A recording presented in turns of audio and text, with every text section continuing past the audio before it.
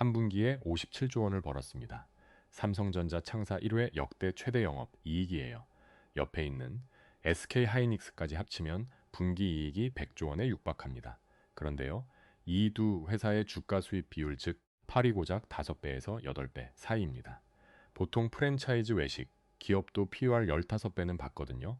역사상 가장 많이 버는 회사들이 동네 치킨집보다 싸게 거래되고 있다는 뜻이에요. 시장이 미친 걸까요? 아니면 우리가 모르는 뭔가가 있는 걸까요? 이게 오늘 영상의 출발점입니다. 결론부터 말씀드리면 시장의 의심에는 분명히 근거가 있습니다. 근데 그 근거를 하나하나 뜯어보면 넘을 수 있는 벽과 진짜, 조심해야 할 벽이 깔끔하게 나뉘어요. 오늘 저는 시장이 반도체를 의심하는 이유를 딱 3개의 벽으로 정리하고 법정에서 변론하듯이 하나씩 따져 보겠습니다. 중국의 추격 AI 버블, 논란, 그리고 삼성전자 파운드리, 문제까지 3개의 벽을 전부 넘고 나면 마지막에 절세 계절을 활용한 실전 매수 전략까지 가져가실 수 있도록 준비했습니다. 20분만 투자하시면 반도체 투자에 대한 확신이 완전히 달라질 거예요. 자, 첫 번째 벽입니다. 반도체 투자를 망설인 사람들한테 이유를 물어보면 7은 이렇게 말해요. 중국이 쫓아오잖아요. 틀린 말이 아닙니다. 실제로 중국의 CXMT라는 회사가 무서운 속도로 올라오고 있거든요. 디램 시장 점유율이 이미 세계 4위입니다. 퀄컴이랑 손잡고 모바일, 디램을 공급하기 시작했고 샤오미 5, 비보 같은 중화권 스마트폰 제조사들이 앞다 CXMT 칩을 채택하고 있어요. 심지어 미국의 HP도 CXMT 칩 검증에 들어갔다는 보도가 올해 초에 나왔습니다. 여기까지만 보면 솔직히 무섭죠. 근데 여기서 한 발짝만 더 들어가 볼게요. 반도체 메모리 시장은 하나가 아닙니다. 크게 2개의 3개로 나뉘어요. 하나는 범용 메모리 3개고 다른 하나는 최첨단 메모리 3개입니다. 범용이란 우리가 쓰는 스마트폰이나 노트북에 들어가는 일반적인 디램이나 랜드를 말하고요. 최첨단이란 AI 서버에 들어가는 HBM 같은 고대폭 메모리를 뜻합니다. 이 두세 개의 진입 난이도가 하늘과 땅 차이예요. 범용 세계에서는 중국이 확실히 점유율을 뺏고 있습니다. 이건 인정해야 해요. CXMT가 가격을 무기로 밀고 들어오면 삼성이든 하이닉스든 범용 제품의 마진이 줄어드는 건 피할 수 없는 현실이에요. 그런데요, 여기서 중요한 숫자 하나를 보셔야 합니다. SK 하이닉스의 이번 분기 영업 이익률 전망이 70%를 넘을 것으로 예상되고 있어요. 삼성전자도 43%입니다. 이 마진이 어디서 나오느냐? 범용이 아니라 최첨단에서 나옵니다. HBM이라는 제품은 일반 디램보다 단가가 5배에서 10배 이상 비싼데 만들 수 있는 회사가 사실상 둘 뿐이에요. 삼성전자와 SK 하이닉스, CXMP도 이걸 알기 때문에 올해 생산 능력의 20%를 HBM 사라인에 배정하겠다는 계획을 발표했습니다. 최첨단 시장에 발을 담그겠다는 거죠. 그런데 여기에 결정적인 장벽이 있어요. 미국의 반도체 장비 수출 통제입니다. HBM을 만들려면 최신 노광 장비와 본딩 장비가 필요한데 이게 전부 미국과 네덜란드, 일본 기업의 손에 있거든요. 미국이 장비를 중국에 못 팔게 막고 있으니 CXMT가 아무리 돈을 쏟아도 장비 업그레이드가 안 됩니다. 업계에서는 중국이 최첨단한 HBM에서 삼성 하이닉스를 따라잡으려면 최소 2027년에서 2028년은 되어야 한다고 봐요. 그것도 규제가 풀린다는 전제하에서요. 그래서 첫 번째 벽에 대한 판결을 내리자면 이렇습니다. 범용 시장의 일부는 중국에 내줄 수밖에 없어요. 이건 사실이에요. 하지만 돈이 되는 곳, 그러니까 마진이 43%에서 70%씩 나오는 최첨단 시장은 미국이 열쇠를 쥐고 있고 그 열쇠가 열릴 기미가 없습니다. 전쟁에서 영토 일부를 내줬지만 수도와 금고는 완벽히 지키고 있는 형국이에요. 투자자 입장에서 봐야 할 건 매출 점유율이 아니라 이익 점유율입니다. 이익이 나오는 곳을 중국이 못 건드리는 한 중국 위협은 주가의 발목을 잡을 핑계는 될 수 있어도 실체적 리스크는 아닌 겁니다. 근데요, 중국보다 사실 더 무서운 의심이 하나 있습니다. 바로 이 모든 호황의 근본 엔진인 AI 자체가 거품이면 어쩌냐는 거예요. 두 번째 벽입니다. 이게 사실 가장 강력한 의심이에요. 지금 반도체가 잘 나가는 건 다 AI 때문인데 AI가 2000년대 닷컴 버블처럼 꺼지면 어떡하냐. 솔직히 저도 이 질문 앞에서는 한 번쯤 멈칫합니다. 그래서 이 벽은 좀 더 꼼꼼하게 따져 볼게요. 먼저 약세론부터 들어봅시다. 버블 때도 인터넷이 세상을 바꿀 거라는 확신이 있었고 실제로 바꾸긴 했어요. 문제는 그 과정에서 투자가 너무 앞서 나갔다는 거죠.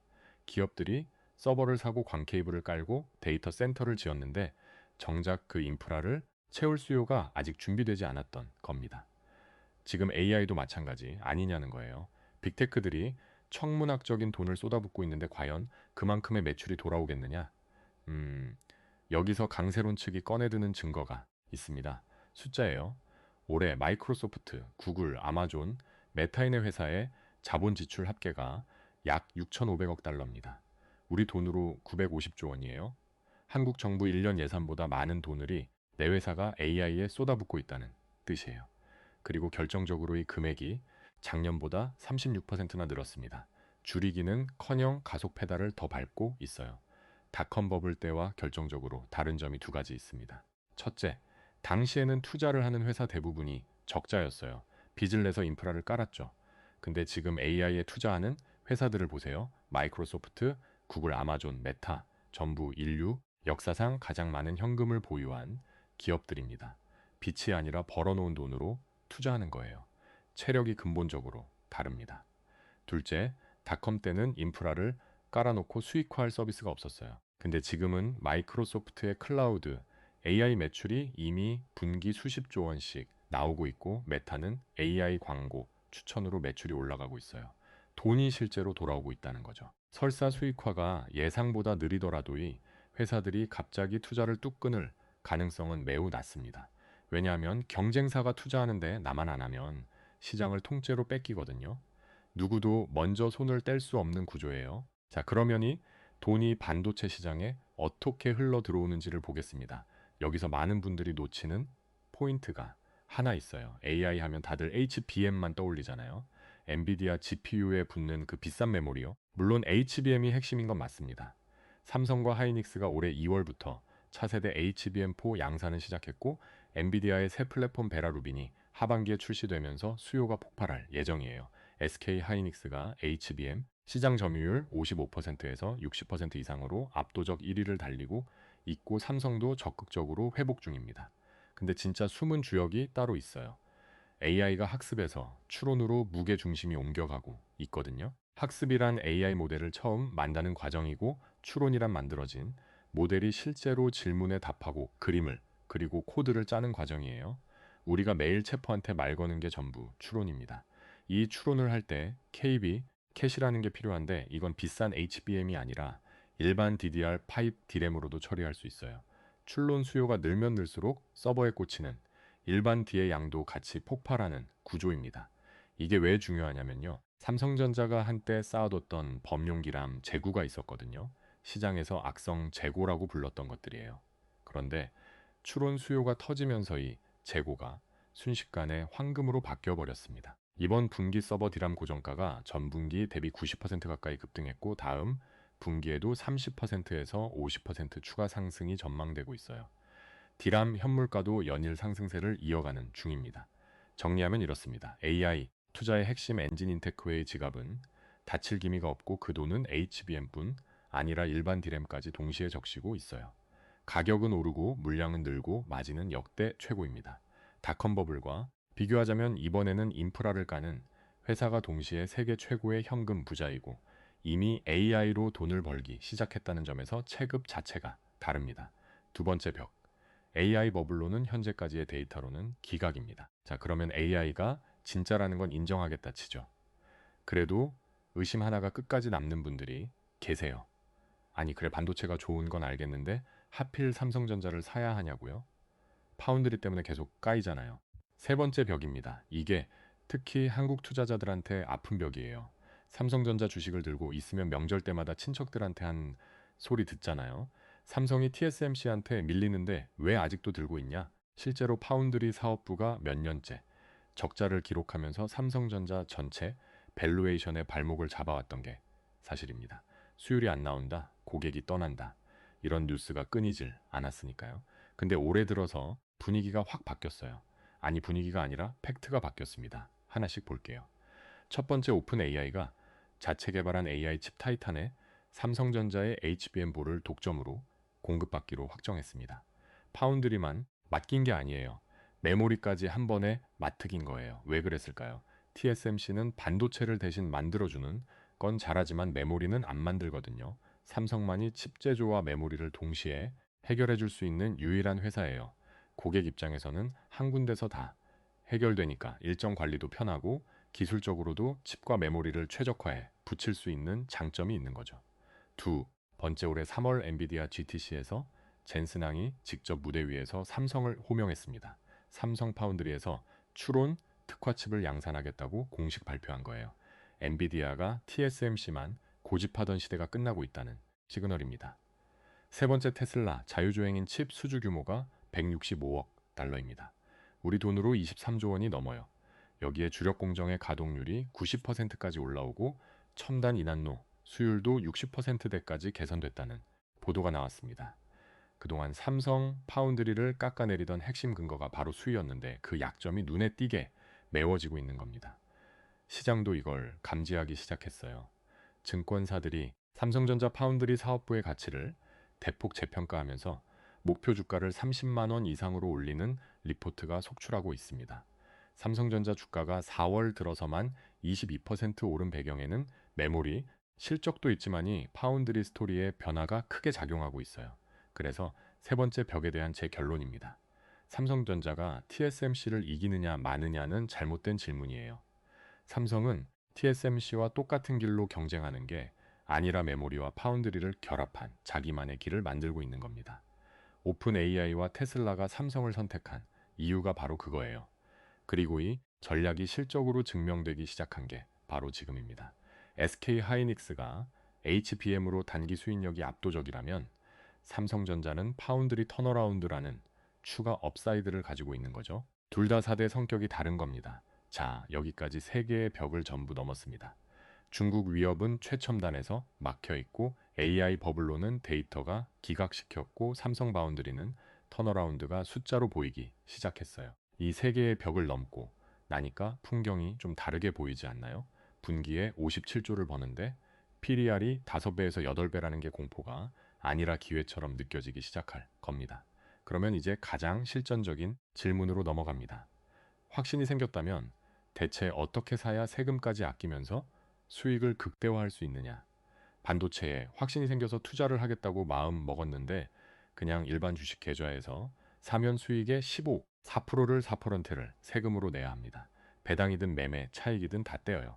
근데 같은 상품을 절세 계좌에서 사면이 세금을 크게 줄이거나 아예 안 낼 수 있습니다. 똑같은 반도체 ETF를 사는데 계좌만 바꿨을 뿐인데 수익률이 달라지는 거예요. 이걸 모르면 매년 수십만 원을 그냥 나라에 기부하는 셈이에요. 절세 계좌는 세 종류가 있습니다. 연금저축 IRP 그리고 ISA 하나씩 아주 쉽게 선드릴게요. 연금저축은 노후 대비 계좌인데 여기에 돈을 넣으면 연말정산 때 세금을 돌려줍니다. IRP는 퇴직 연금 계좌인데 연금저축이랑 비슷한 구조예요. ISA는 만능절세 통장이라고 생각하시면 됩니다. 3년 이상 보유하면 수익의 일정 금액까지 세금이 아예 없어요. 자, 그러면 구체적으로 얼마를 어디에 넣어야 하는지 시뮬레이션을 돌려볼게요. 연봉 5천만 원인 직장인이라고 가정합니다. 이분이 연금 저축에 600만 원을 넣고 IRP에 추가로 300만 원을 넣으면 합쳐서 900만 원이 됩니다. 총 급여가 5,500만 원 이하이기 때문에 세액공제율 16.5%가 적용돼요.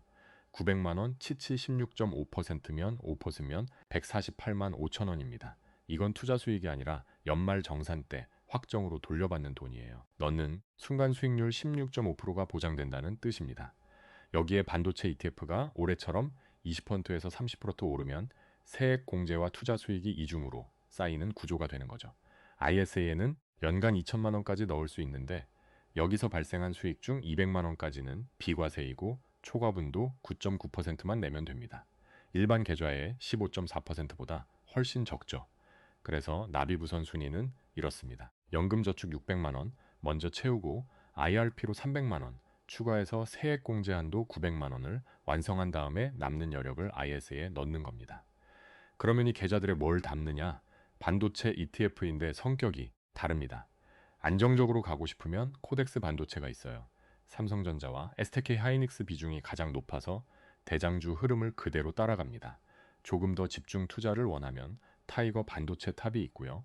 반도체 소부장이나 후공정에서 초과 수익을 노리고 싶다면 솔 반도체 후공정이나 솔 AI 반도체 소부장을 보시면 됩니다.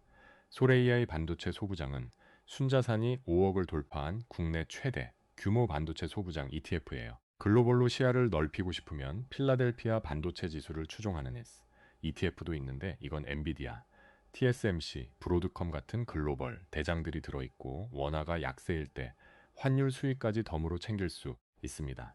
계좌별로 전략을 다르게 가져가시는 걸 추천드려요.